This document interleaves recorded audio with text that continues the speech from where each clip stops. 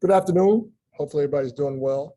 Um, Second time that we've faced the Fighting Illini, and we know we have to do a much better job of rebounding the basketball. We gave up far too many second chance opportunities the first time that we played against them.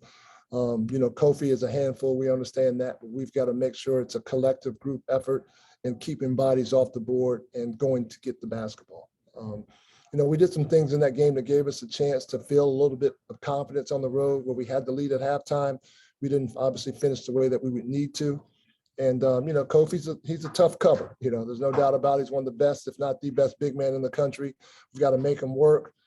This team is terrific on the offensive glass as well. So then you add in Cabello to the mix, who's a dynamic point guard who played really well. We've got our work cut out for us. Looking forward to the challenge. It's a great opportunity for us to knock off one of the better teams in the country and create some momentum for us as we finish up our conference slate. Questions? Go ahead, Marcus. Hey, Coach, knowing Kofi is so good on both ends of the floor, how do you plan on making him work on the defensive end and not just allowing him to kind of like be a weak side defender, like make him guard, make him expend some energy, possibly get him in foul trouble like you got the two early ones in the first game? Well, one of the biggest things for us is offensively. They're a very good defensive team. And so knowing we've got to get the ball to the second and third side and have, to be honest with you, Kofi's man is going to set ball screens and we're going to have to make him move around a little bit and defend ball screens and kind of attack them from that angle, if you will. When we went small against them the last time we played them, we had some success with that. And then getting out in transition and trying to put pressure on their defense before they get a chance to get set. Those are things that we worked on today in practice, and hopefully we'll be able to use some of those tactics throughout the course of the ball game, depending on time, score, momentum, and foul trouble. But, Kofi's going to touch the basketball. We understand that from an offensive standpoint. We want to limit his offensive rebound opportunities by keeping a body on him. And then defensively, we want that ball to go from side to side, and then we want to continue to get paint touches too. We know Kofi's a paint presence for him, a terrific rim protector. We want to get to the paint and then have to make a good, quick decision from there. Either it's a shot or kick out to a shooter or catch and drive it and get another paint touch. Thanks, Coach. Emily? Kind of going off on the same topic, is there anything you think Q and Julian better understand now heading into this matchup than they did when they were just kind of listening to the scouting report before the last time you faced Illinois? Yes, I do. They have the experience of a game under their belt playing against them. It's one thing for, when I was a player and into my career, you get older, you get slower and all that stuff. So, you guard Shaq for me. And it's like, okay, this is what you got to do to guard Shaq. And it's, all right, coach, that sounds good. And then all of a sudden you get out there and you're like, oh, damn, I get it now, right? So they had that, I get it now moment playing against them last time. I thought Julian battled fairly well against them to be his first time playing up against somebody that dynamic and that big. Q has a little bit more experience under his belt. And so, we watched some tape and some things that we need to do better from a technique point of view in terms of trying to make him catch the ball a little bit further out than he normally catches it. And that's a tall order, we understand, but we've got to try to put that work in to make it a little bit tougher for him to get post touches.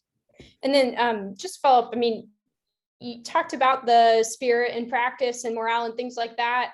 After this last loss, is this anything you discussed, or is it just unspoken that everyone's going to keep fighting? Like, where do you think everyone is in that regard right now? Well, to be honest with you, it's the question, we ask these guys on a semi-regular basis is, what's your why? What's your passion? And that's part of the reason that you play this game. And you always keep that in mind, regardless of the situation that you're in, regardless of how things are going. That is part of the driving force for each individual. And then collectively, we bring it together as a group. But, that's something we talked about, I think 2 film sessions ago. What's your why? What motivates you? What makes you go out there and compete at this game? And a lot of different guys, it's a lot of different reasons. But whatever that reason is, or those reasons are, you make sure you keep those in the forefront when you're out there competing and battling. And a lot of the guys, it was passion, love of the game.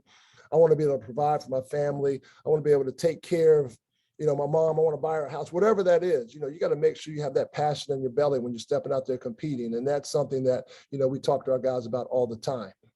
At this age, and I was this age once as a player, many, many moons ago. And, you know, the things that Coach Brown said to me and this coaching staff said to me, you know, sometimes you don't gather all of it until it's a little bit later and you're a little bit older, to be honest with you. But, you know, sharing with these guys, it goes quick. Appreciate the opportunities that you have to go out there and play this game that you love, because sooner or later, you're not going to be able to do it. And it's going to be for a variety of reasons, whether it's your body just time to shut it down or not good enough. But at some point in time, it's going to come to a stop. So make sure that you appreciate and you take advantage of every opportunity that you have. Sean Stepner. Hey, Coach. Yeah, that was kind of along the lines of where I was going with my question. I mean, you share what you're kind of preaching to the guys and how to handle it, but where do you think they are mentally right now? Well, I mean, obviously, when you're not winning games the way you want to win games, or you're not playing to the level that you feel like you're playing at, yeah, there's always going to be some disappointment, if you will. And a lot of it is from an individual point of view, knowing that, you know, possibly you could give a little bit more. And so, you know, looking in the mirror and saying, what more can I bring? What more can I give? You know, that's part of the message as well, too. What can I do every possession to have an impact on this game outside of shooting the basketball? And that's something that we talk about with our energy generating behaviors. And so for us, our energy generating behaviors are things that we try to hang our hat on, but we try to hang our hat on at every possession. And that's something that, you know, we didn't do to the level that we needed to the last time out to secure a win. Any other questions, guys?